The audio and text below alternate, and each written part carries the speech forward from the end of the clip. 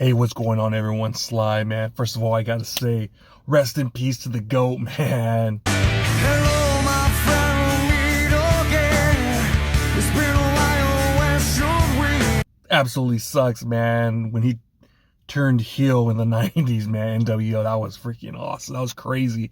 That was my childhood right there. Couldn't beat that, man. But rest in peace, Hulk Hogan. Great dude. Oh, man, that sucks. Now, let's get to camp, man.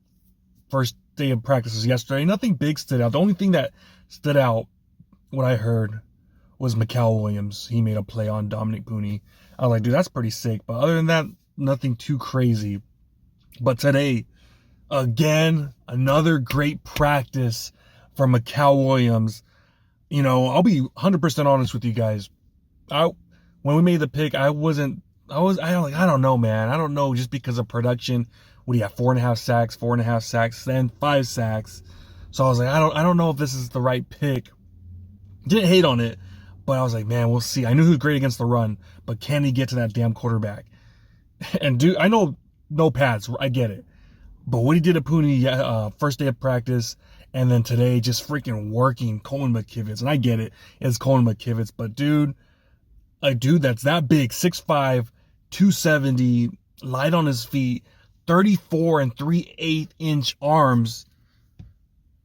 I don't want to say it. I don't want to say it because it could be blasphemy. But hot damn, this is exactly the same characteristics, same traits as Aldon Smith, man. I don't want to say it because it's only 2 practices in. But so far, he looks the part, man. And we've been waiting for another Aldon Smith, man. We've been waiting for someone with that uniqueness. I'm not talking about him after practice, the DUIs and all that. I'm not talking about that. I'm talking about the player, man. With those arms, what he did, we're hearing today at Trent Williams, which doesn't surprise me because I knew he was a beast against the run. I watched those games when he was just working Banks in Texas, just the guy from Missouri working him, a top 7 pick from the Jets. What the hell was his name? O'Connor, whatever the hell his name was. He just dominated that fool, who was a top 10 pick. And then what he did today, Trent Williams, again, no pads, so we'll have to wait till next week, see if he does it again. Just stonewalling him. Christian McCaffrey having nowhere to go. You knew you were going to see that. So I knew I was going to see that. But the fact that he's getting pressure, this much pressure early, it's a breath of fresh air, man. It is. And I think if he does this next week, then you start being like, this might be a hit, baby. This is going to be a hit. So early on, but you love to see that. If you saw him getting worked already with no pads on, and we've seen it from rookies before, man, where they're just getting worked early on. You're like, oh my gosh. Come on, dude. Like, what the hell? But so far, dude, the guy looks like a monster. Looks like Tarzan, but plays like Tarzan. You love it, man. You love it. And that's, I could have been judging wrong because that year with Georgia, his last year, he was hurt. He had 5 sacks. When he came back, went against Texas, Banks, looked phenomenal out there. So if this is a hit, man, this is going to boost that defense up. Like, we need it. Like, we need someone other than Nick Bosa to get pressure. And we need to stop the damn run because we suck these past few years at stopping the run. We just can't do it. We couldn't stop a nosebleed these past few years. Someone like Mykel Williams, who we know is going to stop the run, but you give me that pressure, that Chris Jones pressure. Oh my gosh, that's going to be huge. And a dude that could play inside and outside. Against Pooney, obviously he was playing inside yesterday. He's going to be doing that. Robert Saleh sees that. Robert Saleh loves tweaking things, moving guys around. If he can do that, if he can go in, play inside, dominate inside, get your ass on the outside, dominate the outside, mismatches left and right, that could change. He might be the key piece to this defense. Like, we need someone having a Chris Jones. Imagine if we had a Chris Jones clone or Aldon Smith clone, this defense is going to be right back top 10 defense again. Obviously we know what's happening early on. Our defense right now, kind of weird. these first 2 days kind of getting torched a little bit, which really doesn't happen without pads because it's obviously advantage defense, But seeing that, obviously it's a little bit concerned. It's early. But if you have someone like Mykel, who got a sack today, yesterday probably got a sack too with Pooney, doing this constantly, this defense, especially when Mustafa comes back halfway through the season or hopefully earlier,